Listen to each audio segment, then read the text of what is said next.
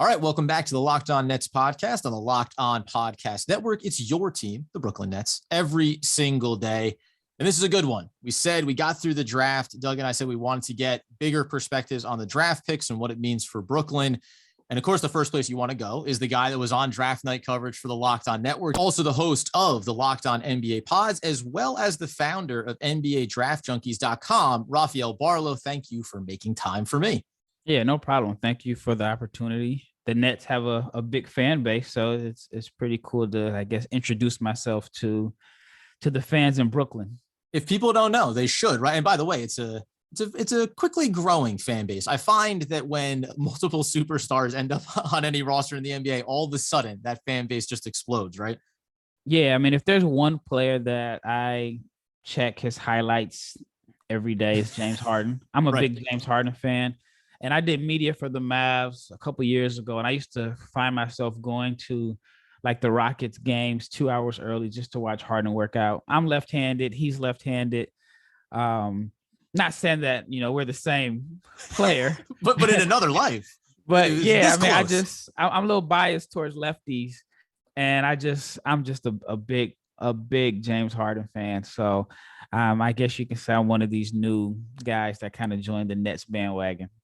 Well, listen, tip to the hat to you and to myself, left-handed also. There's something about it, right? Jimi Hendrix was left-handed. Just some of the best people in history use that alternate hand. So I always gravitate towards them. Maybe that's what it is. When on a quick side note, because we were talking before that you're based out of Dallas, so out of Texas, pre James Harden coming to the Nets, and this was really covered a lot in the way that he adjusted himself with Kevin Durant, with Kyrie Irving. But I had one perception of him as a player, and it was still great to check in on his highlights, but completely changed how I viewed him with the way he walked in the door and said, so what do you guys need most? Great. That's what I'm going to be for this team. You don't get that a lot with the major stars of the league sometimes. Yeah, I mean, the thing with Harden is he's a phenomenal passer. I felt like when he first got to the Nets, maybe the first 10 games, it seemed like he was overpassing. And he was passing up a lot of shots. And then once he settled in, at one point, in my opinion, I felt like he was the best player in the league for about a month there, where he was just making everything happen. I think he's the glue, the connective tissue, which is weird that he's such a elite talent that he's also can be considered like a glue or connective tissue to Brooklyn. It's just unfortunate that they had injuries, because, man, they would have been fun to watch on a championship run. The tease of getting these guys together and then not getting to see them together on the biggest stage is something Doug and I talked about a lot. On the draft side of it, off season. So it is disappointing. There are injuries for Brooklyn. Before we get into the specific players, when you were looking at the draft board, looking at team needs, what was your top two, number one need for the Brooklyn Nets when you looked at the draft and really combined with the prospects that were available, even if initially thinking they're going to have one pick and it's going to be at 27 back into the first round? I thought a rim protector and maybe a backup point guard. And then, of course, I mean, it's the NBA. Everybody wants wing depth. So those were the things that I thought that they should have addressed. The guys that I thought they should have picked up, they didn't. But they still had a pretty good draft. Yeah. Now, did you think that you say, a big man, a rim protector, did you think that the talent was there in this class for them by that point of the draft? Or because we can even throw in, they make the move, they move Shamet to Phoenix, they get that second pick. And I had thought, and Doug and I disagreed a little bit. I thought, okay, now take both those picks and go target a talent that you're just not going to see at the back end of the first round. How did you anticipate them approaching it? I thought Neemias Queta from Utah State would have been a good fit there. He averaged about 3 blocks a game. I mean, he may not have the crazy high upside because I don't know. It's still kind of crazy to me that we live in this world where if you're like 22 years old, you're considered old. But I thought that he was someone that could come in and be ready to contribute, just because with Brooklyn, you don't really have to. I mean, it's a tough situation because you're expected to win and play and play winning basketball and compete. But I felt like what he does best is protect the rim and rebound. And I thought he would get easy baskets off dump offs. But I think Day'Ron Sharpe has a higher upside, so I can't be mad at the pick there. So then when the Nets get up there at 27, was there someone else? Because I want to get into not every draft pick they made. We know that second round picks can be speculative, but I think the Nets did do a nice job in the second round finding potential talent. They come up at 27. Are you thinking best available at that point? Or did you see someone or something you thought the Nets were going to do there? Because short of Day'Ron Sharpe, who I know was discussed around him, and we talked with Candace Cooper from Locked On ACC a little bit more about his game, but it just didn't necessarily seem like the immediacy of player availability at that spot. Once the Nets didn't trade up, I almost thought, is this another year prior? Will you send this pick away to get in a known commodity around from another team in the NBA, like a Landry Shamet, and see how he might fit? Yeah. Once they traded Shamet, I figured that they're going to find someone that can come off the bench and score, kind of be a replacement. And that's exactly what Cam Thomas does.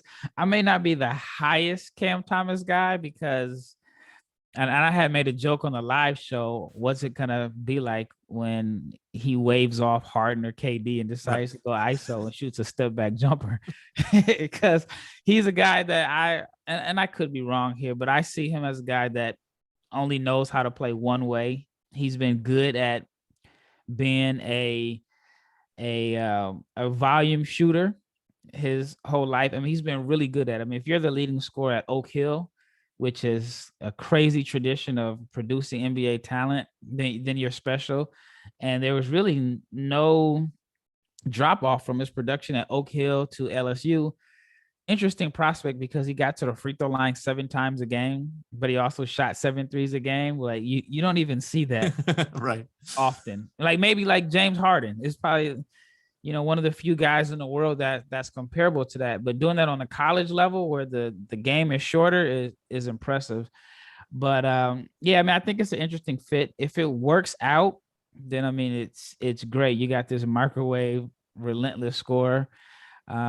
But I mean, I do think like with most rookies, there's going to be an adjustment period, and for him, it's going to be hard for him to tone down his confidence and shot selection. You heard it here first. Cameron Thomas, the next James Harden, as reported. No, he's not the passer. He's not the passer. but no one put that to Rafael Barlowe's name. But in that vein, though, before we get to Day'Ron Sharpe, when you see the Nets take a player like that, how much is the balance of, because then we know what they're doing in free agency, a lot of veteran minimum guys surrounding talent. I'm always caught between when teams are in a championship window and then saying, though, now Cameron Thomas, someday when these guys aren't here, this is a dude that can score at volume. And his role may not necessarily be today what it will be 5 years from now. Does that play in, you think, to not just the Brooklyn Nets, but teams in general, GMs in general, where they say, how far are we projecting down the line? Or if you're in win now mode, it's basically, listen, whatever it takes for this right now, and we'll deal with the rest later. I mean, I think it's a case by case scenario. And in this case, I think the role Cam Thomas is going to play for the Nets, in my opinion, is the role that he's going to play the rest of his career. I see him as an off the bench microwave scorer. If he ends up going to, I don't know, a bad team and is their starter, I think some of the bad habits that he may have end up being intensified. I think in Brooklyn, it's like, hey, look, this is your role. No, you can't sit here and say that you deserve to be playing ahead of Kyrie or James Harden. And when you come off the bench, we're going to, make sure that you get your shots, but you got a limited amount of minutes. You can't be passive.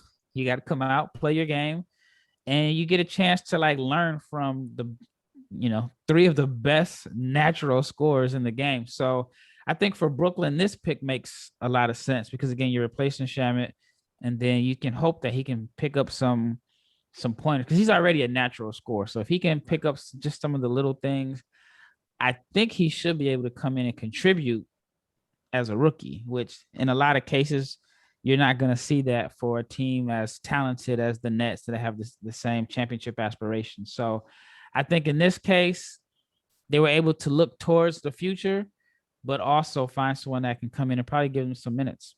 And interestingly enough, I mean, the superstar talent to learn from for sure, but then the Nets signing Patty Mills in free agency, different spectrum in terms of skill set. But if you want to get a veteran guy who's always, known his role and played it very effectively, that's the kind of guy I could see rubbing off nicely on a Cam Thomas in terms just of saying, like, listen, there's always something to improve, a little niche on here, but remember, maybe to your point, you're never going to necessarily be the superstar. So what's the base that you set for yourself? So you are a 13, 14, 15-year veteran of the league that is always sought after. Yeah.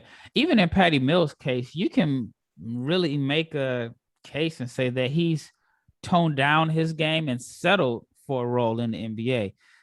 Because that when he puts on that Australian jersey, Patty Mills goes head to head with whatever suit NBA All-Star or max level player that he's faced up against. I mean, he's held his own and outplayed a lot of them. So, and I'm a Blazers fan, so I didn't get that same Patty Mills in Portland. He turned into a new guy in San Antonio. So, as I'm sure Nets fans are hoping you get a combination of Spurs and Australian Patty Mills. I was already tweeting out 44% from beyond the arc, friends. I mean, this guy understands what to do in the Australian game in the Olympics. Let's go ahead and just bring those percentage bumps over to Brooklyn, obviously. But his control of the game, his ability to be a supporting role and veteran really just seemed like the reason why it became an ideal fit for Brooklyn.